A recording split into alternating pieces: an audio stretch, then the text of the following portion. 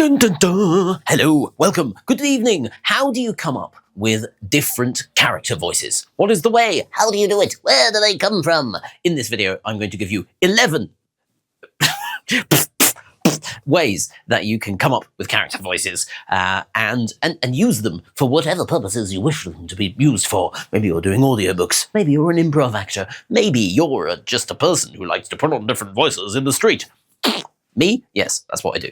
So, if you don't know me, hello, welcome. My name is Alex Owen-Hill. I don't talk like this. I talk like this. Do I? Maybe I talk like this. I am a voice coach. Yes. And if you like voice and you like playing around with character voices, then subscribe. Yes, do it. Hit the button that says subscribe. Stop it, Alex. We can't go into too much tangents, otherwise it'll be too long a video. Hit the bell icon. Do whatever you want. Do whatever you want. So I'm going to dive right in, otherwise my tangents are just going to be just all over the place, like normal, Alex, all the time. Yes, so number one, how do you find character voices? No, number 0, why would you want them? So when I'm teaching character voices, the first step of various steps is to find the voice. The other steps are about like making it sustainable and applying it to text and all these sort of things. But the first is, how do you find character? Just find the voice. So this video is about that. And there are a plethora of voices. You can find voices everywhere. Just open a book, there's a voice. Watch TV, there's another voice, etc., etc. So we're going to dive straight in, and you're going to see some cool ways to come up with voices in the wild. The first, accents. Man, you're going to find your accent. Why not? And actually, a lot of people, they think the only way to change your character voice is to just learn a new accent, you know. But there's loads of different ways that you can do that without they're not accent-based. But we might as well start here. So here's an example. We're going to show some videos throughout this video of me playing around with character voices for different scripts, for like self-tapes and things. So this first one, let's just talk in my normal voice, is me doing an American accent. Here you go. I spent years believing that if I understood enough, I could fix what was broken. People, systems, myself. There you go. That's a sort of an American, general American accent. I think so, in the kind of film noir style. But there are loads of accents, and you can also mix and match accents because nobody needs to know if you're going to character voice. Anyway, we're going to move on because there's plenty has been written and talked about in terms of accents in the world, but not about these other ones we're going to say. So number 2 is to copy a character voice. I was watching a brilliant podcast with the voice of Winnie the Pooh yesterday. I will post it in the description. And one of the things he said was, if you can do a great impression, cool. If it's perfect, like, you know, you might have some use for that, actually. But if you do a bad impression, you have created a brand new character voice. Bum, bum, bum. How cool is that? Here is a video of me playing around with the Top Cat voice from Hanna-Barbera cartoons, and it's and I'm playing with it with the script. Okay, quick announcement before everything goes wrong. Something has happened. Something big. Something big! The thing about Top Cat is he's so positive all the time. You know, even when things are going really well, badly, it's gonna go fine, you know. So yes, that's Top Cat. It doesn't need to be perfect, but you take elements from it, and then you can do the Top Cat voice. I'm not going to do it today just now because I'm out of practice, and I feel like I might do it badly, you know, and then I'll look stupid because I'm supposed to be a voice coach. No, anyway. Let's do it anyway, you know, something like that, yeah. So that was copying from characters with just doing it really badly, but doing it in such a way that you can learn from it. That's number 2. Number 3 is elements. Yes, there's antimony, arsenic, aluminum, selenium, and hydrogen, and oxygen, and nitrogen, and rhenium. Do I mean those type of elements? No. Well, maybe. I mean, you could use the periodic table of the elements, which is what that song is. But really, you're sort of thinking about like fire and water, or maybe earth. That was terrible earth. Anyway, what? How can you do a terrible earth voice? Only you know what it means. Yes, but basically, it's a way of kind of getting out of your own head. And it was blowing my brain there. Got to do it sometimes. And you get out your head and you're like, and you just play around with the qualities of an element and put it into your voice. And you can come up with so many different character voices by being like the element of surprise. The element of lead or something. Just be like, what's lead like? I don't know. So here is me doing all these videos of me. I don't know why I'm saying me at the beginning, of doing wind. So I know what I'm thinking about. That's why I'm using videos from me. I'm doing the wind element, and I went out into the forest and I stood amid the wind of Scotland and played with what I felt was the element of wind in the voice. Long before you arrived, others stood where you stand now, convinced destiny would carry them. It didn't. So I was like just there with wind, imagining it, feeling it in my body, seeing how that came out in the voice. It's a fun way to come up with character voices. And the next is related. Number 4 is animals. Animals are beautiful, brilliant for voices. So I have spent time in zoos. Let me out of here. I'm not really a monkey. No, I've gone there and sat and like watched pumas for hours and just been like, how do they move? How do they breathe? You know, and it's such a fun activity. And then you kind of put that into your body, and you see what voice comes out. I mean, it's a fun activity to do. So here is me doing what I call the posh frog voice. Now, who's to say that this is a frog? I think of it as a frog. I'm imagining a big frog when I do this voice, and it's got a upper class RP English accent. So here, well, it's not really RP. Anyway, that's another thing. Received pronunciation, but it doesn't matter about the accent. It's all about the frog. So here's the frog. Oh, you think love redeems people? I used to believe that too. Did I learn what happens when you give someone your heart and they decide it's disposable? There you go. I call that posh frog. You can call it whatever you want. That's how I come up with that voice. That voice came from being a frog. So yeah. There are so many animals you could copy. Then the next, number 5, that was number 4, this is number 5. Number 5, I can count. Good job I've got it written down. I would forget otherwise. Is vocal qualities. Number 5 is vocal qualities, which is, there are different systems that teach vocal qualities. One of the ones I know the best is still vocal technique, but there is also like complete vocal technique, and there are also other ones that work with different qualities, and they're all fine. You know, they're all great sources of basically recipes. They're like recipes for how to move your larynx and your tongue and all, and use your breath to create different sounds. So it doesn't really matter. Some are maybe better than others from some perspectives, but like this is not that video for that. I'm not going to go into all of the details, but basically, you know, it gives you this kind of recipe. You can be like, I want a bit of this quality with a little bit of added this quality, and this character is going to be a mixture of those two things. And then you can just you learn exercises to put your vocal apparatus into the octopodes. No, come on, Alex. Don't talk about plural forms of octopus. Why did I say octopus? Because that's where my brain went. Doesn't matter. We will move on.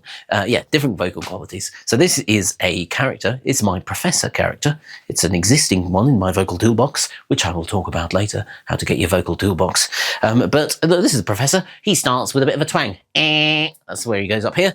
So here's me playing around with a script. With that. Okay, so if I put it up here, long before you arrived, others stood where you stand now, convinced destiny would carry them. They didn't. Choice did. Power responds to certainty. No, it doesn't. Power responds to intention. So yes, that's a tip. When you mess up your lines, just keep talking in the voice to yourself. That's what I do. It's a way to play around. But that is the quality, and it started off with this kind of twangy quality, and it is morphed into this character voice. And we'll see a little bit more about that in a second, because there is more to that. But yes, vocal qualities, great way to find out with voices. 6, physical activity. So a lot of the things I'm talking about right now are ways to get to voices in the body, as I would say. And you can just think about your body. So I was doing a self-tape the other day for an outcast type character, and I'd gone for a run, and I was totally exhausted. Yeah. And so I came in and I was like, you know what? This is a great quality for my voice. It's just to be exhausted for this character. So I went straight into it. And then between takes, did a few takes, I did like star jumps and running on the spot and stuff. And then when I was doing the take, I was actually doing basically a push-up. So here is the take. Yeah, just getting stuff in your body is a brilliant way to play with character voices. They marked me as different and decided that was enough to cast me out. No trials, no mercy, just exile.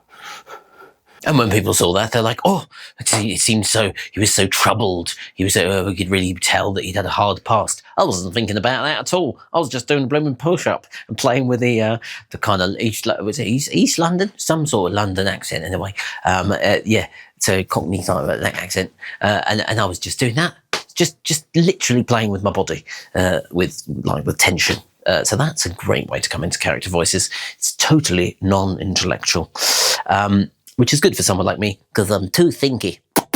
Yep. I don't know what that noise was. You're like an imaginary pipe. Anyway, bubbles. Anyway, sorry. No, focus, Alex. The next one is 7, is pitch range. So this is something I've been learning to teach within the context of like gender affirming voice work, which apparently is over my shoulder over here.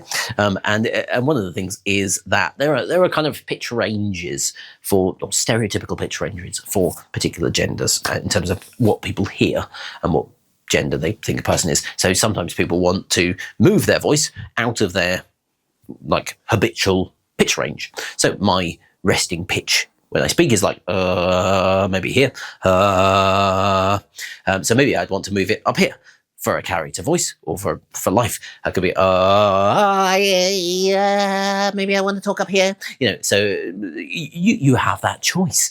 And there's a whole lot of like exercises and teachings around those. But for the purposes of character voices, it can be fine to just move it up. Just move your voice up and see what happens. So here's me doing that with a Scottish accent. Everyone keeps telling me I need protecting. Like, love means being kept safe from choice. But what's really terrifying is being treated like I don't have one. There you go. And some people actually saw that tape and were like, I know someone. That a couple of people said, oh, I know someone who speaks exactly like that. So, you know, I was just playing a game with pitch, and it was natural enough that people were like, oh, no, I've met people like that, with that particular vocal quality. It is a normal quality within some Scottish accents, actually, to sort of speak a higher pitch. But yeah, you've got that option. And that's a fun one to do, really, because it opens up a whole world of possibilities. By one single simple change, which is to change your rest or to move your resting, move the bass pitch. My brain is starting to wilt. Maybe I should do a little dance. Cool. Okay, let's give him a bit more energy. And we're going to move on then to number 8. Number 8 is articulation. Articulation is the moving of the muscles that shape the sound of your voice. So your lips, your tongue, and maybe the back of your, I was going to say your nose. Don't move your nose. That's very good. Your jaw. Oh, yes. Very much your jaw. Jaw has so many possibilities. So playing around with different articulators is a fun way to come up with different voices. Here I am playing with some accents, but I'm also primarily playing with the teeth I'm doing some work for a character voice for a non-human character who doesn't have any lips, or has very few lips. Some teeth, I think.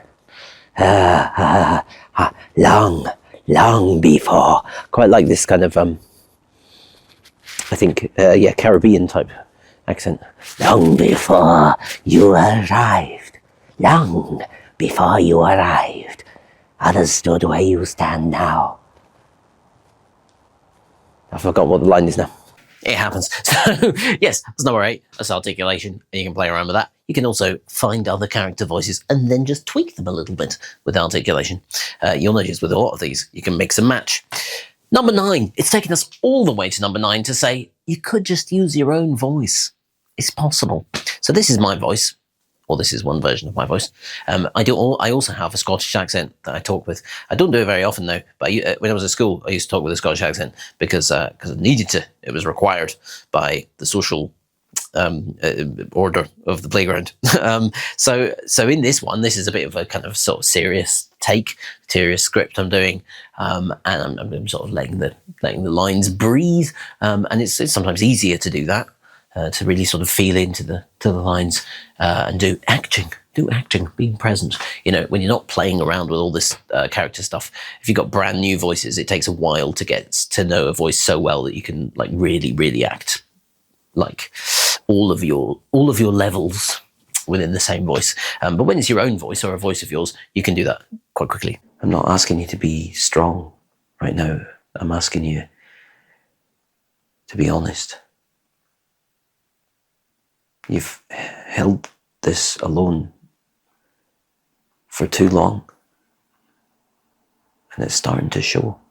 So that's, I mean, I say your voice, so that's my voice. It's my voice, even though I don't speak that very often. But like I know that accent so well, it's really close to my own voice. And this is actually what you can build up with any of these character voices. You like the more you do them, the more you get to know them, the more you go through the various other stages of building up character voices beyond this, which is the first stage.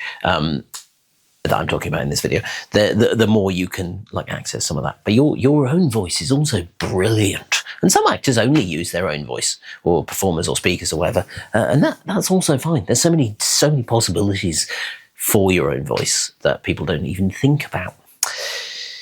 Number 10. We're almost at the end, and this one sounds like it's not a method, but it totally is, and it's have fun. Huh? How is that a way to find a voice? Well, the more fun you have, the more likely you are to find various different character voices that you were maybe a little bit surprised to find. So here is an example of me playing around with the lines. Some of it's improv, some of it's the lines, and this is an explorer type character. But I'm just having fun. I'm like, I know the lines enough. I've got this sort of upper class English character type idea that I'm playing with. But really, I'm just messing around and having fun and seeing what happens. And here's what came out. Yes, exactly. Well, I think so. No, maybe not. Okay, technically I might be lost. But I prefer the term unintentionally discovering alternatives. Yeah. And that's me having fun. I do that quite a lot. Whenever you find your character voice is getting one-dimensional, just throw some fun at it, man. So finally, we reach the end. We reach number 11. 1, or just 1. It is 11. And that is to draw. How do you find a character voice?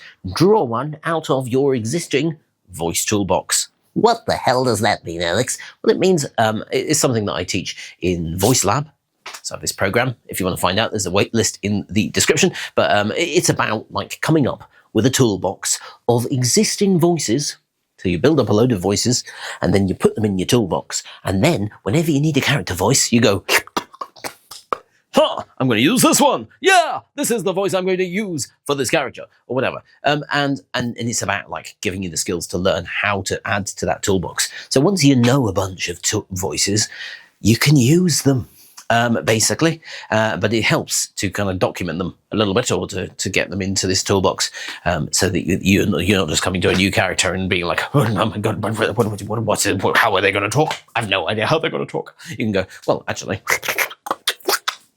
Could they talk like that? you know, Yeah, so all of these other ways that I have said, they can add into that toolbox. I will say no more. This video is coming to an end. So that is 11 ways that you can come up with different voices for different characters.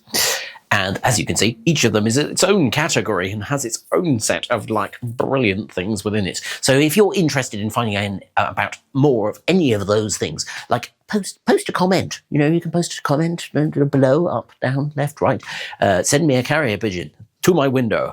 Oh, hello, I've got a letter for you. That was the pigeon. It was a weird pigeon. That's not how pigeons. they don't fly like that. They fly like this. Anyway, we don't know. Anyway, what was I saying? Ah, yes. Goodbye. This is the end of the video.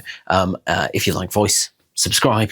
If you want to find out more about VoiceLab, sign up to the waitlist. If you want to do anything that is not watching videos, is it terrible to say give you permission to go and do that? No, watch more videos. That's what the algorithm wants, isn't it? You could just go and like lick a wall or something. Anyway, sorry.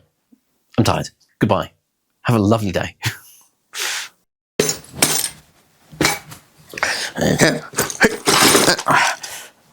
For anyone panics, yes, it's smoking. But that's normal. Well, not normal, but promising.